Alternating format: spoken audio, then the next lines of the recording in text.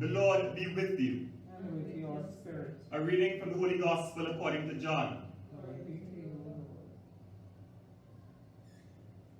Jesus said to Nicodemus, God loved the world so much that he gave his only Son, so that everyone who believes in him may not be lost, but may have eternal life.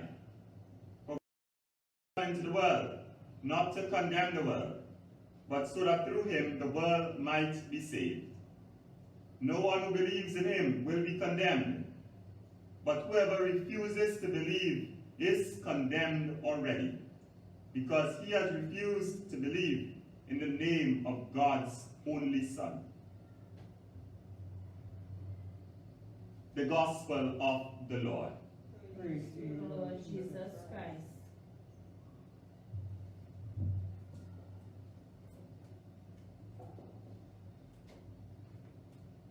Very often, we have a fear of the dark. Yeah? Some people have a deep fear of the dark. They can't sleep without lights. And what it is about the dark that we fear? The unknown, I guess. We want to see and know everything. And that in itself creates a fear within us. A fear that we are not able to know and not able to see and not able to understand everything that is taking place. And so very often, darkness can create all kinds of uncertainties, all kinds of anxieties, all kinds of problems for us. And that's how we were when we did not know God. A darkness, a fear. We had a fear because we did not know God. And when God began to reveal himself to us in the Old Testament, in peals of lightning and thunder on the mountain, the people said, Moses, Moses, we don't want to see this God. We are afraid to talk to him because we are afraid of him. You intercede for us, Moses. This God is a God who is too powerful. We don't know if he will get vexed with us today, if he will be nice with us tomorrow. We don't know the kind of God that he is. And so, just to be sure, we will stay very far from the mountain, and you can go up the mountain and you talk to him. Because, again, of fear. Fear of the unknown. The unknown can cause us to have different anxieties with respect to another. And it can cause us, in one sense, to become very prejudicial of the other. I remember being in Rome. And in Rome you have all kind of characters in Rome. So it's always an adventure when you go out. You're traveling to the university on the bus or the subway, because you have to prepare yourself for the characters. And so you have the gypsies who come in to pick your pocket. So you have to have your hands in your pocket and stare them down in their eyes. You have the other persons who are traveling. You have some of the guys from Africa who are selling bags and all of that. Making a hustle, and it was illegal, so when they see the police officers, they would run. And there is, in one sense, I recognized how fearful I became of these guys from Africa. Now, I was blacker than them. All right? Nobody could beat me when it comes to blacking. I'm best black.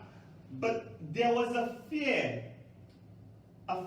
in which came about because there was a conditioning in which our minds are conditioned to fear that which we don't know.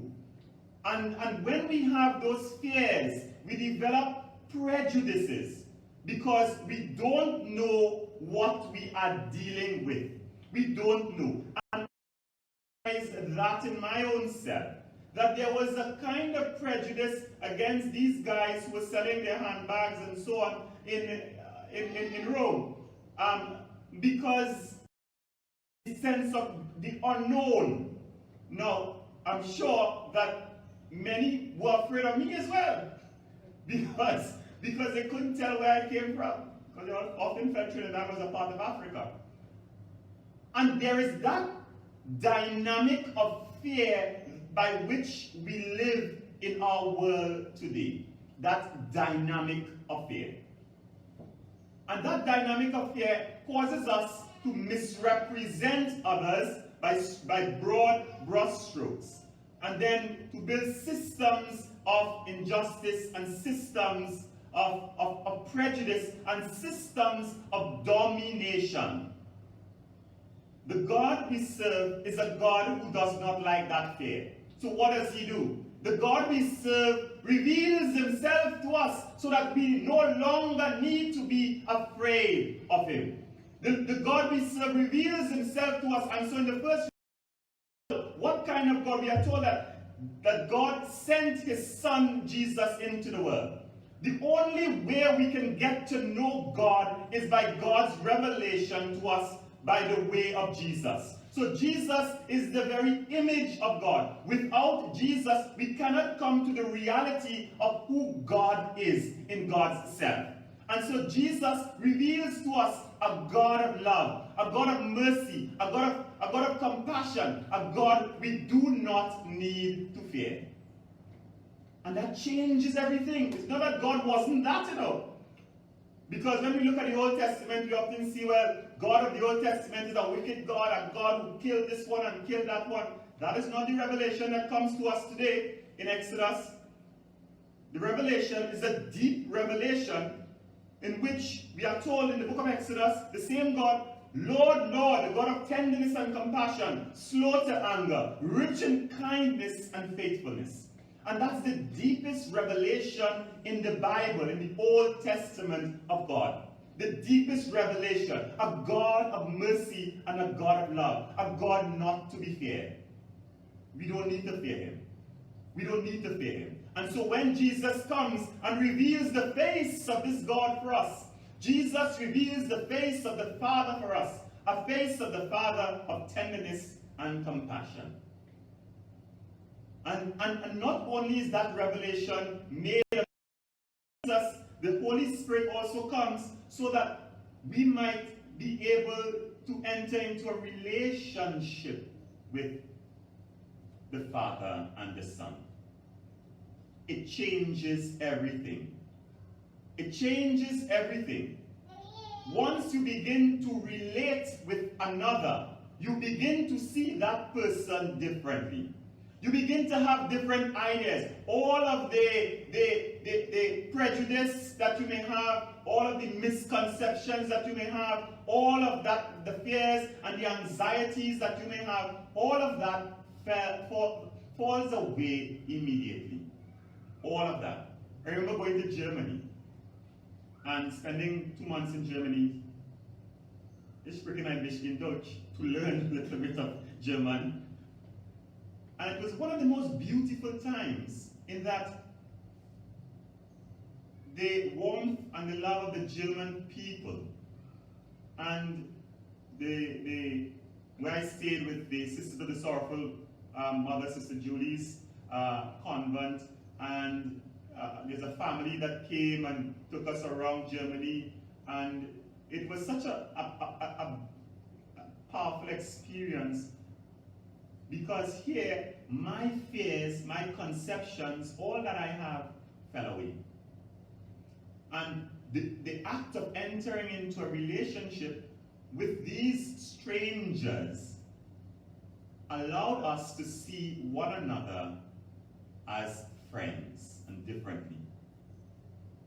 And so today, the God we serve is a God who is essentially relationship. The Father is always in relationship with the Son. The Son is always in relationship with the Father. From all eternity, the Father begets the Son. The Father never existed without the Son never existed without the Father. The moment the Father came into being, the Son was always into being.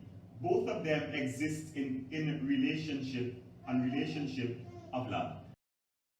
That is revealed to us. And the Holy Spirit is ever present. they have a present gift of the Spirit that is ever present there. And so these persons of the Trinity, each of them very different. Each of these persons of the Trinity is very different. And so differences are not something that we should be afraid of. Differences is not something God is in himself is different. What we have to do is we have to strive to allow the prejudices that we have and that we share to fall, so that we might be able to enter into the differences that and love the differences that they have. I remember coming first time to Maloney. One of my friends called me and said, "Hey, you going to Maloney? You sure you want to go to Maloney? They just kill people down there."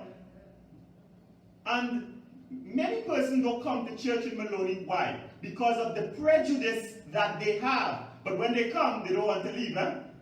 When they come, they don't want to leave because they encounter the love and they encounter people of great love, compassion, a people who would celebrate and a people of generosity and kindness. They discover in their capacity to relate one to another who people really are.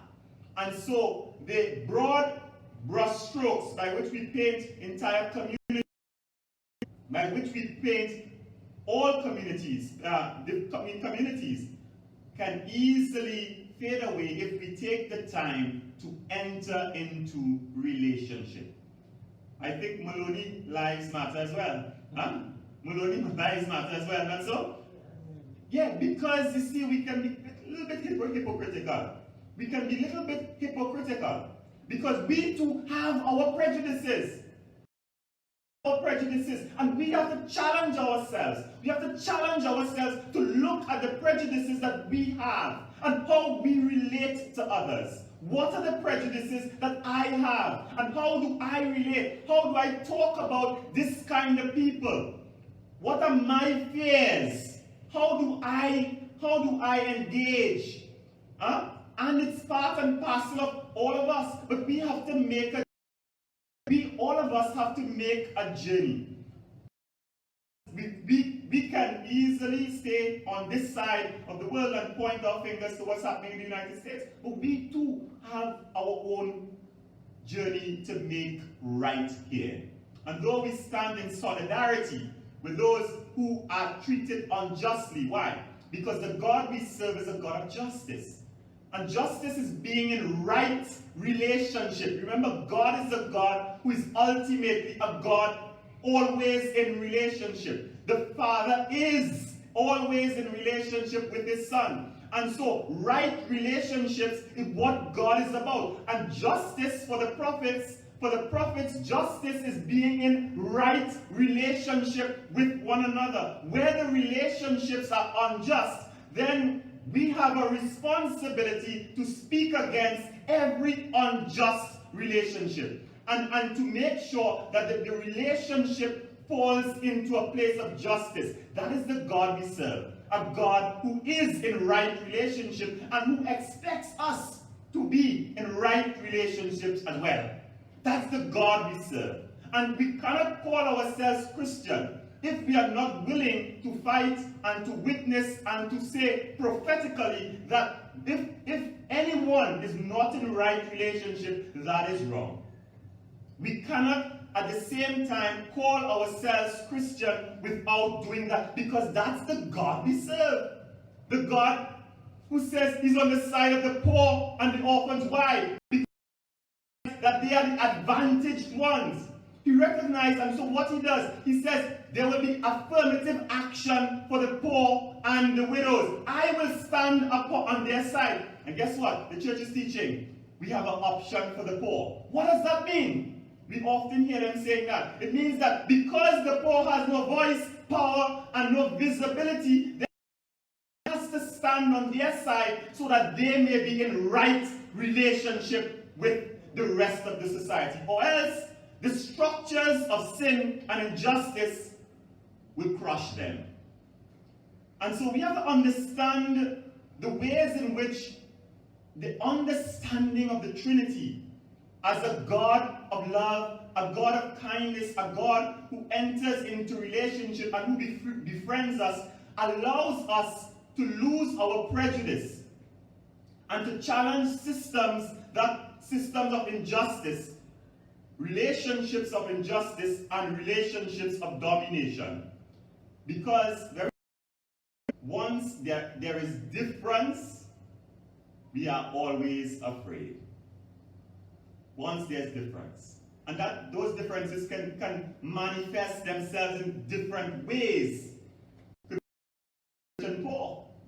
There could be differences between white and black. There could be differences between male and female.